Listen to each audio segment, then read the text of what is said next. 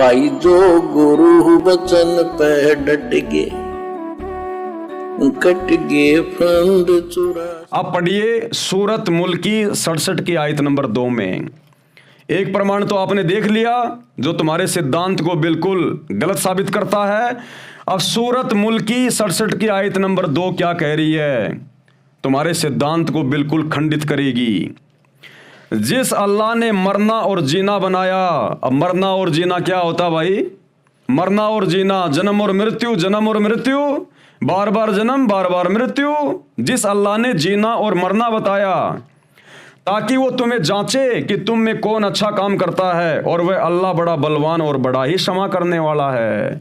तो भाई जिस अल्लाह ने मरना यानी मृत्यु और जीना यानी जन्म, जिसने बारंबार जीना और मरना बनाया, बताओ फिर तुम कैसे कह सकते हो कि मुसलमान धर्म में पुनर्जन्म नहीं होता? एक बार जन्म लेने के बाद केवल हम मर जाएंगे, उसके बाद फिर दोबारा जन्म नहीं लेंगे। तो अल्लाह झूठा है या फिर तुम लोग झूठे हो? भाई तुम लोग झूठे हो, तुम्हारी थ्योरी गलत है। अब पढ़िए सूरत अर रूम 30 की आयत नंबर 11। आंख फाड़ के देख लीजिएगा मुसलमान धर्म के भाइयों और बहनों। सूरत अर रूम 30 की आयत नंबर 11। अल्लाह पहली बार सृष्टि यानी खिलकत को उत्पन्न करता है, फिर उसे दोहराएगा यानी पुनरावृत्ति करेगा। दोहराने का मतलब क्या हुआ भाई?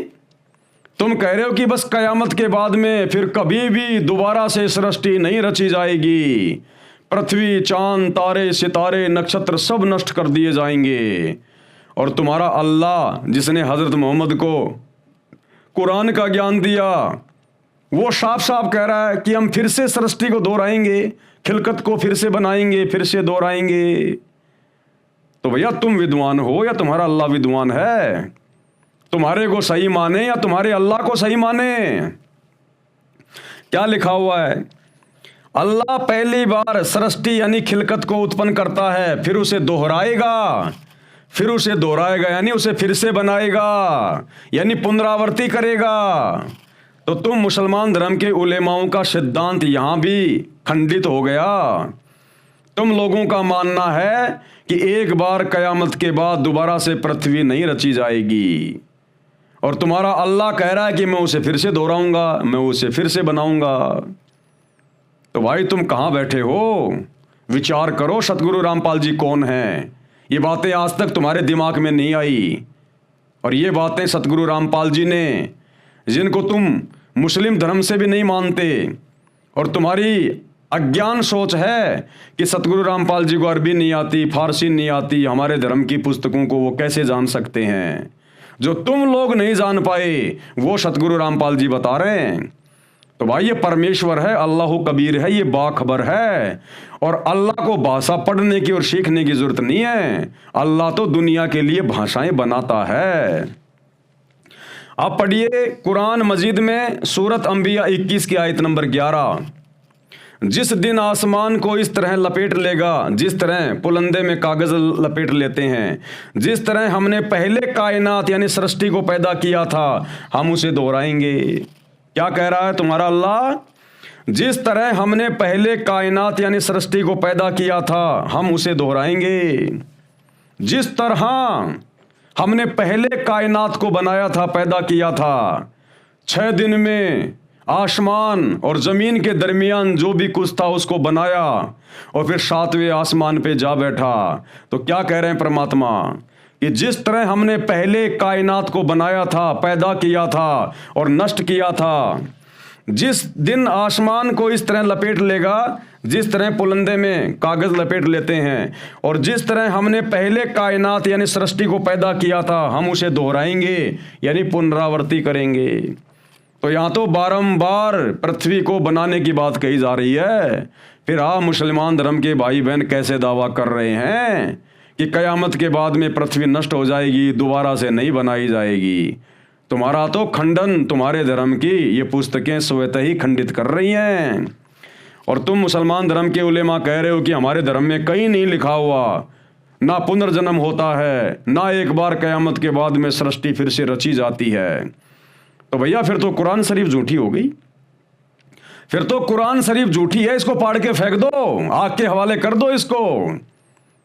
अगर तुम्हारी बातों को सही माने, मुसलमान धर्म के प्रचारकों की बातों को, उलेमाओं की बातों को, तो फिर तो कुरान शरीफ की आयतें झूठी हैं।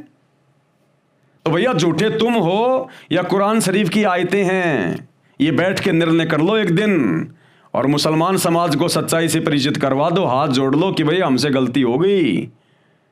उस बाखबर की पहचान के बिना हम इन धर्म ग्रंथों को नहीं पहचान पाए, नहीं समझ पाए, और हमने आप लोगों के सामने गलत ज्ञान पेश कर दिया। और भैया सतगुरु रामपाल जी के सत्संग सुनना शुरू कर दो अगर अपना आत्म कल्याण करवाना चाहते हो तो, अन्यथा भाई इसी शैतान के द्वारा आने वाले समय में जहन्नुम में ठोके जाओगे। भयंकर दुर्गति होगी, भयंकर दुर्गति, क्योंकि आप लोग अल्लाह कबीर के आदेशों की अवहेलना कर रहे हो। वो परमेश्वर साफ साफ कह रहा है कि जिस प्रकार हमने पहले कायनात को बनाया था, पैदा किया था, उसी प्रकार हम फिर से बनाएंगे, फिर से दोहराएंगे, पुनरावृत्ति करेंगे। और तुम कह रहे हो कि एक बार कयामत के बाद दोबारा से पृथ्वी रची नहीं जाती। तो भैया तुम तो अल्लाह से भी बढ़ चढ़ के बात कर रहे हो। अब पढ़िए कुरान शरीफ में सूरत अंबिया 21 आयत नंबर 104 का हिंदी अनुवाद। जिस दिन आसमान को इस तरह लपेटेंगे जैसे तुम्हार पुलिंदा में कागज लपेटते हैं, जिस तरह कायनात यानी सृष्टि को हमने पहले पैदा किया था, फिर हम उसे दोहराएंगे यानी फिर से पैदा करेंगे, फिर से हम जमीन को रचेंगे, बनाएंगे। वादा हमारे जिम्मे है, हमें जरूर करना है। आप पढ़िए सूर अल बकरा 2 आयत नंबर 28। देखो कितने प्रमाण दिए जा रहे हैं। तुम कह रहे हो हमारे धर्म पुस्तकों में कहीं लिखा ही नहीं है, कितने प्रमाण दिए जा रहे हैं। सूर अल बकरा 2 की आयत नंबर 28। तुम अल्लाह के साथ इनकार की नीति कैसे अपनाते हो, जबकि तुम निर्जीव थे। उसने तुम्हें जीवन प्रदान किया, फिर वही तुम्हारे प्राण ले लेगा, फिर वही तुम्हें पुनः जीवन दान देगा, फिर वही तुम्हें पुनः जीवन दान देगा। तो भैया पुनर्जन्म हुआ कि नहीं हुआ? तुम कह रहे हो मुसलमान धर्म में पुनर्जन्म की व्यवस्था नहीं है, और भैया कुरान का ज्ञान देने वाला तुम्हारा अल्लाह क्या कह रहा है? फिर वही तुम्हारे प्राण ले लेगा और फिर वही तुम्हें पुनः जीवन देगा। कुरान का ज्ञान देने वाला अल्लाह कह रहा है कि वो अल्लाह जिसने 6 दिन में आसमान और जमीन के दरमियान जो भी कुछ था उसको बनाया, वो क्या करेगा? फिर वही तुम्हारे प्राण ले लेगा, फिर वही तुम्हें जीवन प्रदान करेगा, तुम्हें पुनः जीवन प्रदान करेगा। तो पुनः जीवन प्रदान करने का क्या मतलब है? दोबारा से जन्म लेना। तो भैया ये जन्म और मृत्यु इस शैतान के 21 ब्रह्मांड का अटल नियम है। ये जन्म और मृत्यु का चक्कर तो बाखबर सतगुरु रामपाल जी की भक्ति से ही समाप्त होगा, दूसरा धरती पे कोई ऑप्शन नहीं है। तो भाई मुसलमान धर्म के उलेमाओं कौन से बिल में घुसोगे? तुम्हारा सिद्धांत, तुम्हारी कुरान शरीफ, कुरान मजीद खंडित कर रही है। बारंबार जन्म और मृत्यु के बारे में यहां पर साफ साफ लिखा हुआ है, और आप लोगों ने अपनी नई थ्योरी पेश कर दी कि बार बार जन्म और मृत्यु नहीं होती मुसलमान धर्म में। तो भैया खुदा क्या कह रहा है और आप मुसलमान धर्म के उलेमा क्या कह रहे हो? अब इस बात का निर्णय तो भाई आम मुस्लिम समाज ने करना होगा कि आपने अपने खुदा की बात माननी है या आपने अपने उलेमाओं की बातें माननी है। फिर वही तुम्हारे प्राण ले लेगा, फिर वही तुम्हें पुनः जीवन प्रदान करेगा यानी फिर से जन्म देगा, फिर उसी और तुम्हें पलट कर जाना है, यानी बारंबार वो चक्कर चलता रहेगा। आप पढ़िए सूर अल बकरा 2 की आयत नंबर 29। वही तो है जिसने तुम्हारे लिए धरती की सारी चीजें पैदा की, फिर ऊपर की ओर रुख किया और 7 आसमान ठीक तौर पर बनाए, और वह हर चीज का ज्ञान रखने वाला है। आयत नंबर 25 सूरत अल बकरा 2 आयत नंबर 25 क्या कह रही है? कुरान मजीद जिसका तजुर्मा अरबी मतन तथा उर्दू तजुर्मा हजरत मौलाना अशरफ अली थानवी रहमतुल्लाहि अलैह तथा उर्दू से हिंदी तजुर्मा एस खालिद निजामी ने किया है, तथा प्रकाशक कुतुब खाना हमीदिया 342 गली गड्ढा जामा मस्जिद दिल्ली। और क्या लिखा हुआ इसमें? विशेष पाठकों से निवेदन है कि उपरोक्त अनुवादकर्ताओं के द्वारा किया हिंदी अनुवाद नीचे लिख रहा हूं, कृपया आप स्वयं पढ़ें और निर्णय करें कि इसका भावार्थ बार बार जन्म मृत्यु तथा बार बार जन्नत यानी स्वर्ग में जाना है या अन्य। सूर अल बकरा 2 की आयत नंबर 25। और खुशखबरी सुना दीजिए आप ए पैगंबर उन लोगों को जो ईमान लाए और काम किए अच्छे इस बात की कि बेशक उनके वास्ते जन्नतें हैं कि बहती रहेंगी, उनके नीचे से नहरें जब कभी दिए जाएंगे। वे लोग उन जन्नतों में से किसी फल की गिज़ा तो हर बार में यही कहेंगे, हर बार में यही कहेंगे। जब वो जन्नत में जाएंगे तो हर बार में यही कहेंगे। क्यों भाई? तुम्हारे अनुसार तो बार बार जाना ही नहीं पड़ता, आना ही नहीं पड़ता। कयामत के बाद धरती नष्ट हो जाएगी और सदा हम जन्नत में रहेंगे। तो यहां तो खुदा क्या कह रहा है? तो हर बार हम यही कहेंगे, यानी बार बार वो जन्म लेकर मृत्यु होकर आएंगे और हर बार यहां आएंगे तो हम उनसे यही कहेंगे। स्पष्ट हो गया भाई? हर बार हम उनसे यही कहेंगे। हर बार का मतलब क्या है? यानी बार बार मनुष्य जन्म लोगे, अच्छे बुरे कर्म करोगे, अच्छे कर्म करोगे तो जन्नत में जाओगे, बुरे कर्म करोगे तो जहन्नुम में जाओगे। तो बार बार हम उनसे यही कहेंगे, इसका मतलब बारंबार जन्म और मृत्यु होती है। तो हर बार में यही कहेंगे कि ये तो वही है जो हमको मिला था इससे पहले और मिलेगा भी। उनको दोनों बार का फल मिलता जुलता और उनके वास्ते उन जन्नतों में बीवियां होंगी साफ पाक की हुई, तो वे लोग उन जन्नतों में हमेशा के लिए बसने वाले होंगे। कुछ अनुवादकों ने दोनों बार फल एक जैसा मिलेगा इसका अर्थ किया है कि खाने का फल जो धरती पर भी मिला था तथा यहाँ जन्नत में भी मिलता जुलता मिला है। विचार करें, क्या जन्नत में एक केवल फल ही खाने को मिलेगा और पदार्थ जन्नत में नहीं है? अब इसका असली अर्थ क्या है? बाखबर सदगुरु रामपाल जी कर रहे हैं। वास्तविक अर्थ इस उपरोक्त अनुवादक ने किया है कि जब नेक बंदे जन्नत में जाएंगे, जब कब्रों से निकाले जाएंगे और जिन्होंने अच्छे कर्म किए होंगे, जब वो जन्नत में जाएंगे दोबारा तब उनको याद आएगा। तो जन्नत में जाने के बाद उनको याद आएगा कि पहले भी कर्म फल के बदले यही जन्नत का सुख मिला था, कि जब हम कभी पहले भी आए थे ना जन्नत में तब भी हमको यही फल मिला था। यानी जो हमने अच्छे कर्म नीचे किए थे धरती पर उसका फल हमें जन्नत में यही सुख मिला था पहले भी, और फिर से हमें वही सुख मिला है, वही फल मिला है। फल यानी परिणाम। तो इसका मतलब क्या हुआ? बारंबार जन्म और मृत्यु। ध्यान से पढ़िए। जब नेक बंदे जन्नत में जाएंगे दोबारा जब उनको याद आएगा कि पहले भी कर्म फल के बदले, यानी जो कर्म हमने धरती पर किए उसके परिणाम के बदले यही जन्नत का सुख मिला था, अब भी वही कर्मों का प्रतिफल मिला है। और ये सही है कि जब ये दूसरी बार जन्नत में जाएंगे, भाई दूसरी बार जन्नत में जाने का क्या मतलब? दूसरी बार जाने का मतलब जन्म और मृत्यु बार बार हो रही है ना। तो तुम कैसे कह सकते हो कि एक बार जन्नत में जाने के बाद फिर सदा जन्नत में रहेंगे? और यह सही है कि जब ये दूसरी बार जन्नत में जाएंगे तो उनको कर्मों का फलस्वरूप जन्नत का सुख मिलेगा, जहां पर बीवियां होंगी साफ पाक की हुई। इससे भी जन्म मृत्यु बार बार सिद्ध होता है। अब ये जन्नत में जाके बीवियां मिलना, भाई और बहनों, हमने इसको समझना होगा। जन्नत यानी स्वर्ग, यानी इस पृथ्वी पर इंसान जैसे भी भक्ति करता है, शुभ कर्म करता है, कुछ समय के लिए उसको जन्नत मिलती है, स्वर्ग मिलता है, बैकुंठ मिलता है, परमानेंट नहीं मिलता है। मुसलमान धर्म में जन्नत कहते हैं, हिंदू धर्म में उसको स्वर्ग कहते हैं, बैकुंठ कहते हैं।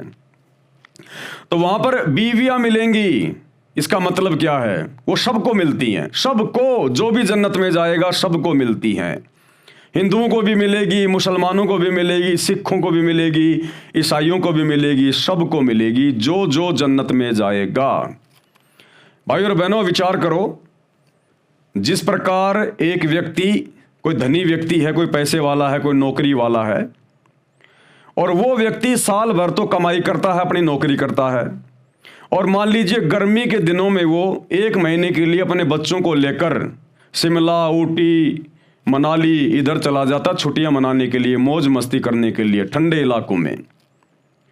और उस व्यक्ति ने वहां जाकर एक होटल किराए पे ले लिया और होटल में जाकर उसने 10,000 रुपये रिसेप्शन पे जमा करवा दिए। अब भाई और बहनों, जब तक होटल में उसके पैसे जमा होंगे या जमा होते रहेंगे, उतने ही दिन वो व्यक्ति होटल में रहेगा, खाएगा, पिएगा, घूमेगा, और वो व्यक्ति उस होटल में जो चाहे सुविधा ले सकता है। जैसा होटल है, आप शराब मंगाओगे, आपको शराब भी लाके दे दी जाएगी। आप लड़की मंगवाओगे, आपको लड़की भी लाके दे दी जाएगी।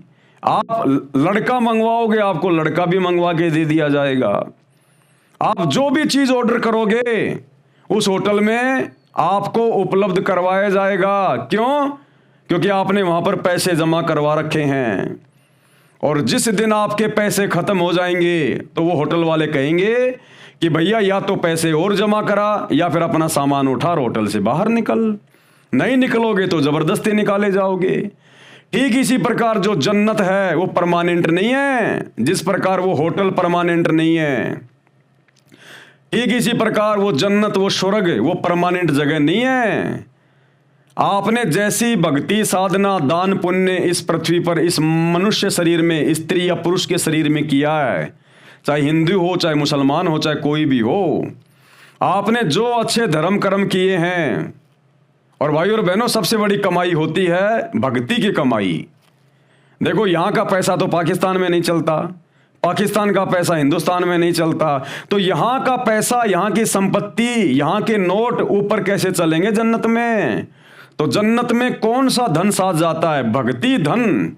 कबीरा सब जग निर्धना, धनवंता ना कोई, और धनवंता उसी को जानिए जिसके पास राम नामक धन होए। राम नाम धन का मतलब होता है भक्ति धन। जो आपने शुभ कर्म किए हैं, दान धर्म किया है, लोगों को कोई सहायता की है, कोई मदद की है, सच्ची आपने इबादत की है, भूखों को खाना खिलाया है, सच्ची भक्ति करी है आपने, तो इसको कहते हैं भक्ति धन। तो ये भक्ति धन हमारे साथ जाएगा, हमारे सूक्ष्म शरीर के साथ जाएगा, वो डिपॉजिट होता रहता है। तो यहां से ये जीव जब मरता है किसी भी धर्म का, क्योंकि वहां धर्म नहीं है, वहां जातियां नहीं है, वहां सब एक लाइन में खड़े होते हैं अपना हिसाब करवाने के लिए धर्मराज के दरबार में।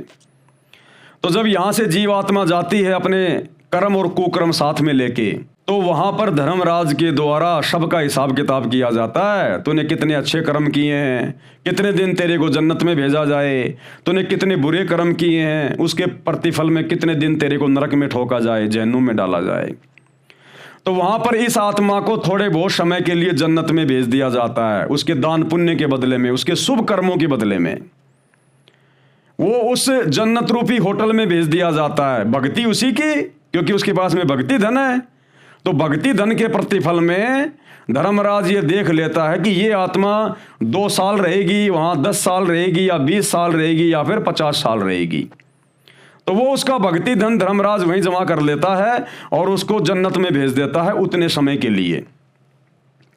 अब वहां जन्नत में, स्वर्ग में जाने के बाद जब तक आपका भक्ति धन जमा है भैया, तब तक आप वहां पर जो मर्जी मौज मस्ती करो। वहां पे आपको बीबियां भी मिलेंगी, यानी वो आपको बेहतर बेहतर हूरे भी मिलेंगी, आपको वो अप्सराएं भी मिलेंगी, मन मर्जी का खाना पीना घूमना सब मिलेगा आपको।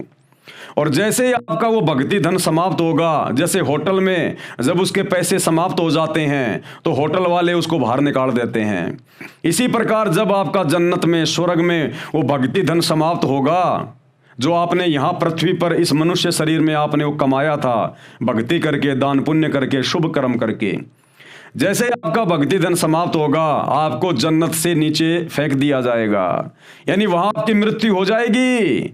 और फिर आपके जो कुकर्म हैं, जो आपके बुरे कर्म हैं, जो आपने मुर्गे काटे, बकरे काटे, परमात्मा के आदेश की अवहेलना की, चोरी की, जारी की, बुरी नीयत रखी, गंदी नजर की, व्यभिचार किया, बलात्कार किया, चोरी करी, ब्याज लिया, झूठ बोला, जितने भी आपने कुकर्म किए, हत्याएं की, फिर आपको नरक में ठोका जाएगा उन पाप कर्मों के बदले। क्योंकि शुभ कर्मों के बदले तो आपको जन्नत मिली और पाप कर्मों के बदले फिर आपको नरक में ठोका जाएगा। तो ये है वहां पर बीवियां मिलने का मतलब। तो वो चाहे हिंदू हो, चाहे मुसलमान हो, चाहे विश्व का कोई भी स्त्री या पुरुष हो, जिसके जैसे शुभ कर्म होते हैं उस आधार से उसको स्वर्ग में भेजा जाता है, जन्नत में। और जब उसका भक्ति धन समाप्त होता है उसको नरक में पटक दिया जाएगा। जब नरक का समय पूरा होगा उसके बाद फिर उसको 84 लाख योनियों में गधा, कुत्ता, सुअर, ये पशु और पक्षी की योनियां प्राप्त होंगी। फिर उसने जितनी बार बकरे काटे, मुर्गे काटे, गाय काटी, सुअर काटा, जितनी भी जीव हत्याएं की, उसे उतनी बार वो जीव बनना पड़ेगा। मुर्गा बनना पड़ेगा, बकरा बनना पड़ेगा, सुअर बनना पड़ेगा, गाय बनना पड़ेगा। और जितनी बार तूने काटे थे उतनी बार फिर तू अपने गले कटवाएगा। तुमने उस दरगाह का महल नहीं देखा और धर्मराज के तिल तिल का लेखा। और कहते हैं बदला कहीं न जात है, 3 लोग के माही। भैया ये अदला बदला ये पूरा करना पड़ता है। इसलिए सतगुरु रामपाल जी भगवान ये बाखबर आके तुम्हें समझा रहा है कि जीव हत्या बंद कर दो, इसका परिणाम बहुत भयंकर है, तुम्हें भोगना पड़ेगा। तो इस प्रकार भाई और बहनों, जन्नत में यानी स्वर्ग में हर प्रकार का सुख है, लेकिन जेब आपकी कटेगी, भक्ति धन आपका ही नष्ट होगा। भाई जो गुरु बचन पे डट गे, कट गे फंद 84 के, कट गे फंद 84 के, कट गे फंद 84 के।